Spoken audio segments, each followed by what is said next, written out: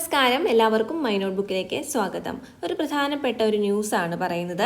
ഭരണപരിഷ്കാര commission ശുപാർശ സർക്കാർ തള്ളിയിരിക്കുകയാണ്. Pension പ്രായം കൂട്ടുന്നതിനെ പറ്റിയുള്ള ശുപാർശയായിരുന്നു. അപ്പോൾ പെൻഷൻ പ്രായം കൂട്ടില്ല എന്നാണ് മന്ത്രിസഭയുടെ തീരുമാനം.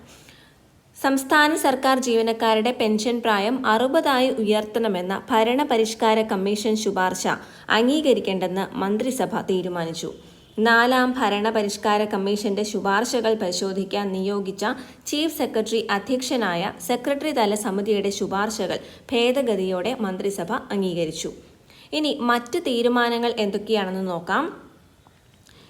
KSR, KS and SSR conduct rules എന്നിവ സംയോജിപ്പിച്ച് കേരള സിവിൽ സർവീസ് കോഡ് രൂപീകരിക്കാൻ ഉദ്യോഗസ്ഥ ഭരണപരിഷ്കാര വകുപ്പിനെ ചുമതലപ്പെടുത്തി.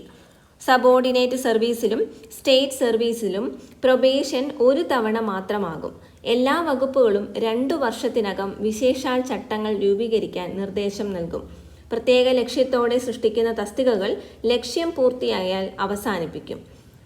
ബന്ധപ്പെട്ട വകുപ്പിലെ ജീവനക്കാരെ ആവശ്യമായ മറ്റു വകുപ്പുകളിലേക്ക് പുനർവിന്യസിക്കും. സ്ഥലം മാറ്റം സംബന്ധിച്ച തർക്കം പരിഹരിക്കാൻ സർവീസ് സംഘടനാ പ്രതിനിധികളെ ഉൾപ്പെടുത്തി സംയുക്ത സമിതി രൂപീകരിക്കും.